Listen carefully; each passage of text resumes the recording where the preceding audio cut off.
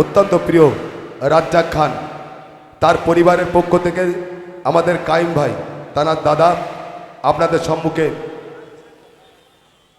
সম্মুখে বক্তব্য রাখবেন। তিনি একটা শোকাহত পরিবার, আমরা এমএলএ সাহেব সহ সকল ভাঁড়বাসী তাদের আমরা সাথে রয়েছি। সেই পরিবার থেকে বক্তব্য রাখছেন আমাদের অত্যন্ত প্রিয় আমাদের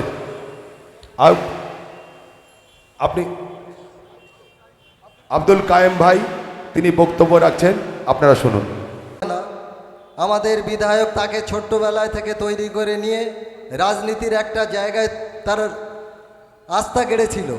সে সর্বদাই আমাদের এমএলএ সাহেবের সামনে পিছনে থাকতো এবং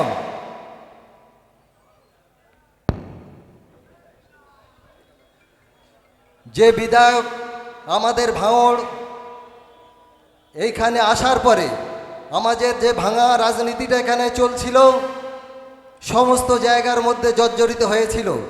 ভাঙড়ে কাজকর্ম এত পিছিয়ে পড়েছিল, আমরা তখন ছোট ভাইকে আগিয়ে দিয়ে আমরা পিছনে থাকতাম।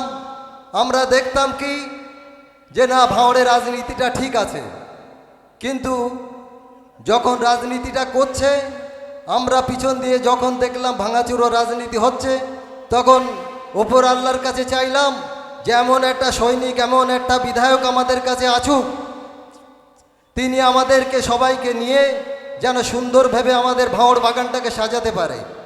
তো ক্যানিং থেকে আমাদের বিধায়ক, আমাদের সকলের নয়নের মণি শওকতদা আমাদের এসে হালটা ধরলেন। হালটা ধরার পরে আমাদের ভাঙাচুরো বাগানটাকে সুন্দর সাজিয়ে নিলেন। তার প্রমাণ আজকে আমরা দেখলাম, হাজারে হাজারে মানুষ জোয়ারে জোয়ারে ঠেলে নিয়ে আসছে, আমাদের আসার কোনো সম্ভব নেই। সেইখান থেকে এসে পুলিশ প্রশাসন ভাইরা আমাদের যা সাহায্য সহযোগিতা করলেন, আমরা তো এসে মঞ্চে ওঠার পরে আমাদের যে সঞ্চালক ভাই আমাকে মাইক্রোফোনটা দিলেন, আমি না বলতেও থাকতে পারি না এবং স্টেজে সমস্ত বন্ধুদের নামও আমি করতে পারছি না, কারণ অনেকেই যারা নেতৃত্ব দিচ্ছেন তারা মহান মহান সিনিয়র ব্যক্তিত্ব। তো আমি তাদেরকে সবাই আমার অন্তঃস্থল থেকে ভালোবাসা, প্রীতি, শুভেচ্ছা জানাই। এবং আমরা সামনে থাকা সমুদ্রের মতো ফেনার মতন মানুষ, জনজোয়ার, এই তৃণমূলের সৈনিক ভাইয়েরা, আপনাদেরকেও আমি সালাম, ভালোবাসা, প্রীতি, শুভেচ্ছা জানাই। আমার ভাইকে ঠিক এরকম মিটিং সেরে রাত্রে যাচ্ছিল, 9টার সময় আমরা চলে গেছি। ও যখন 9:30 এখান থেকে বার হয়, আমাদের এমএলএ সাহেবকে ওপারে দিয়ে ও চলে আসে। আসার পরে দুষ্কৃতীরা রাস্তার মাঝায় তাকে আটকে দিয়ে ওকে 4-5টা গুলি মাথায় মারে। মেরেও তারা ক্ষান্ত থাকেনি, তারপরেও তারা ভোজালি দিয়ে 2 সাইডই কুপিয়ে নৃশংসভাবে খুন করে। তা আমরা চাইব মাননীয় মুখ্যমন্ত্রীর কাছে, অভিষেক ব্যানার্জির কাছে এবং আমাদের শাইনিদি এমপি, ওনাকেও বলতে চাই, এবং আমাদের এমএলএ শওকতদাও আছেন, আমাদের পরিবারের তরফ থেকে আমি এইটাই বলবো, এখানকার দল সৈনিক হিসাবে ও যেভাবে আমাদের থেকে বিদায় নিয়েছে, আর আমরা দুনিয়া শেষ পর্যন্ত আমরা ওকে আর পাবো না। তাই তারা যে সমস্ত এই কাজগুলো করেছে তাদেরকে আমরাও যেন ফাঁসির মঞ্চে ঝুলতে দেখতে পারি, এইটা আমার আপনাদের কাছে অনুরোধ থাকবে।